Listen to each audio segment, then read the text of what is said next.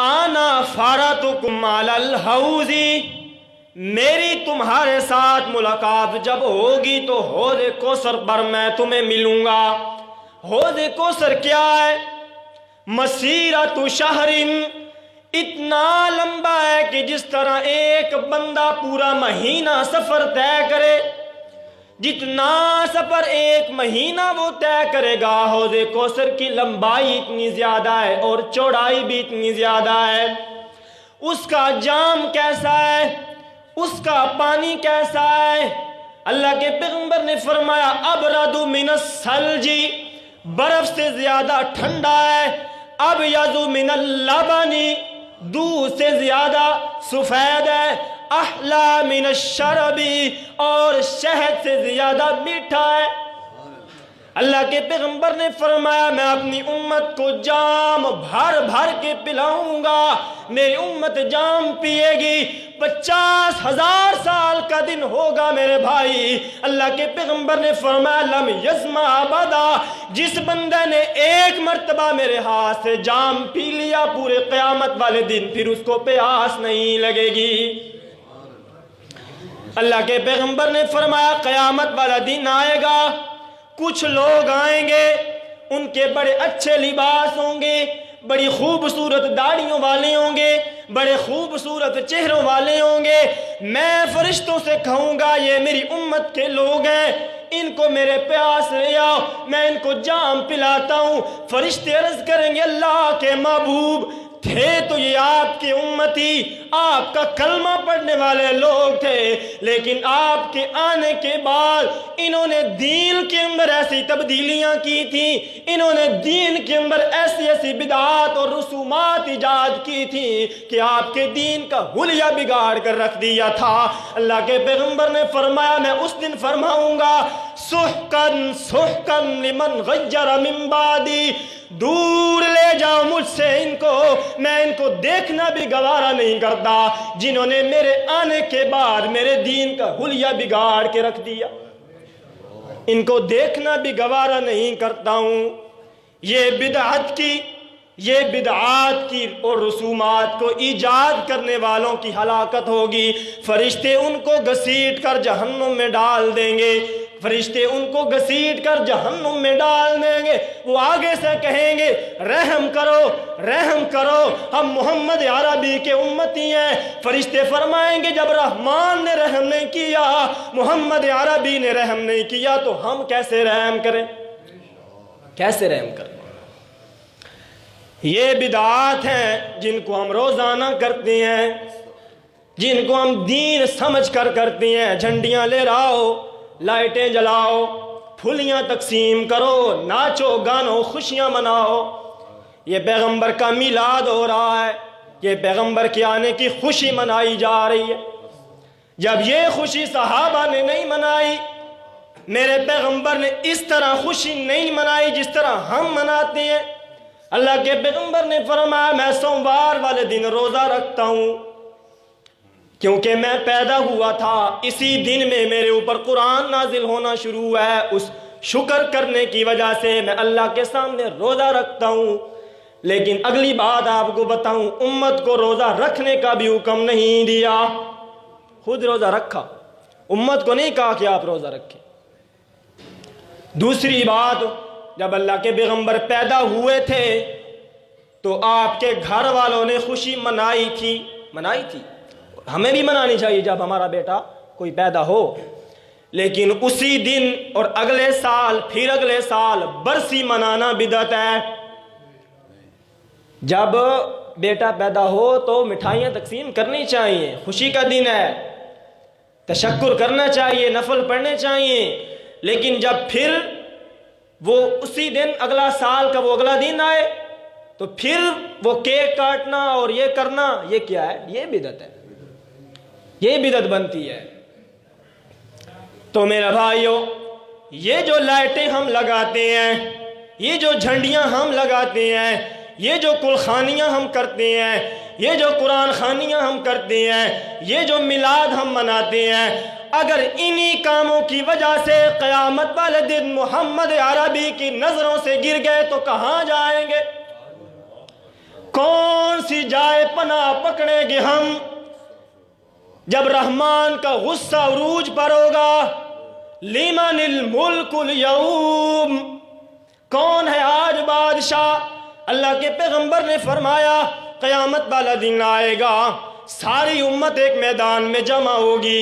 ہر انسان اپنے اپنے پسینے میں ڈوبا ہوا ہوگا،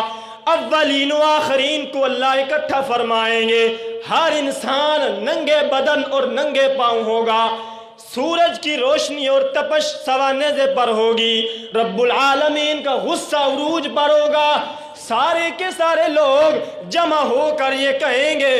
کاش کہ کوئی بندہ ایسا مل جائے جو ہمارے پروردگار سے صرف اتنی بات کر دے کہ اللہ حساب و کتاب تو آپ نے ویسے بھی شروع کرنا ہے، تھوڑا سا جلدی شروع کر لے، تھوڑا سا جلدی شروع کر لے۔ بندہ ڈھونڈ رہے ہیں، اللہ کے پیغمبر نے فرمایا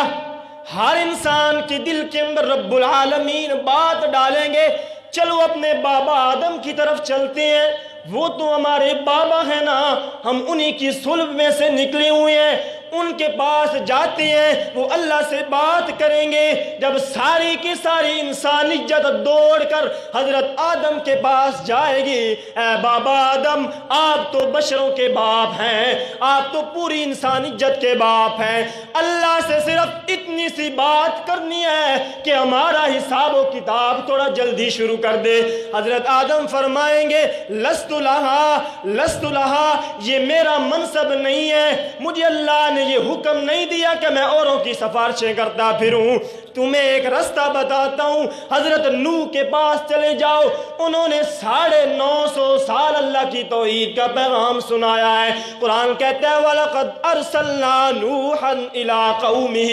فَلَبِثَ فِيهِمْ إِلَّا 50 عَامًا، قرآن کہتا ہے ہم نے نوح کو اس کی قوم کی طرف بھیجا،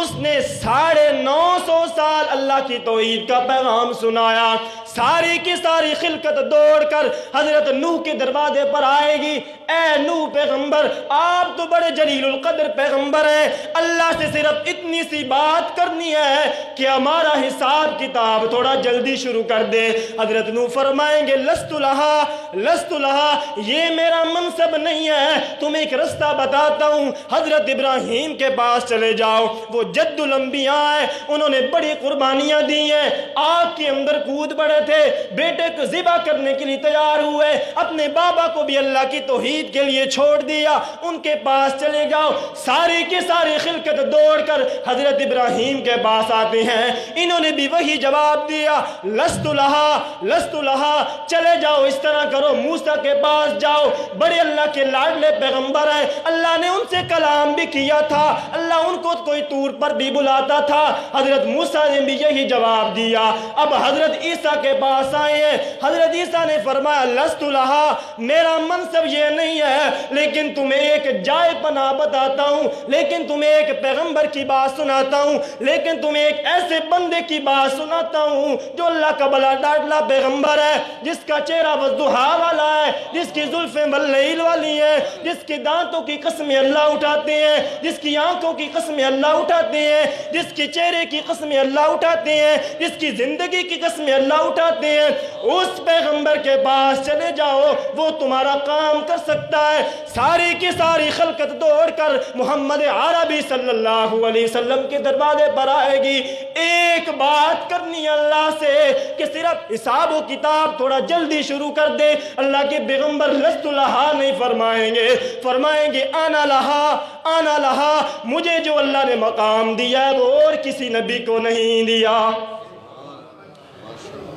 اللہ کے پیغمبر نے فرمایا پھر میں اللہ کے عرش کے نیچے آؤں گا،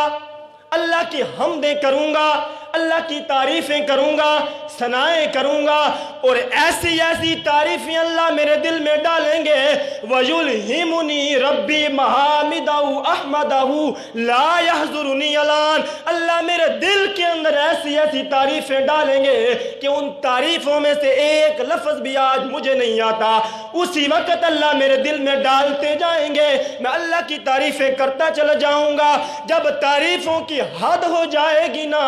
رب العالمین فرمائیں گے ارفع رأسک یا محمد، اے میرا پیغمبر اپنا سر اٹھائیے گا، رونا بس کر دیجئے گا، آپ مانگتے جائیں میں دیتا چلا جاؤں گا۔ اللہ کے پیغمبر نے فرمایا میں اللہ سے مانگوں گا اللہ مجھے یہ بھی نعمت دے، اللہ میری امت کو بھی معاف کر دے، اللہ ان کا حساب و کتاب بھی جلدی شروع کر دے۔ لیکن میرے بھائیوں توجہ کیجئے گا نا، رب العالمین کے پاک پیغمبر نے فرمایا قیامت والے دن بھی جب میں اتنی تعریفیں کروں گا، اتنی حمدیں کروں گا، اتنی ثنائیں کروں گا، پھر بھی رب العالمین یہ نہیں کہیں گے کہ یہ میرے خزانے ہیں پوری دنیا میں بانٹ دے، نانا یہ نہیں کہیں گے، کیونکہ قرآن کہتا ہے وَلِلَّهِ خَزَائِنُ السَّمَاوَاتِ وَالْأَرْضِ، آسمانوں اور زمینوں کے خزانے اللہ کے پاس ہیں، اللہ کی قدرت کے اندر ہے۔ رب العالمین قیامت والے دن بھی فرمائیں گے قُلْ تُسْمَعْ، میرا پیغمبر مانگ تیری بات سنی جائے گی،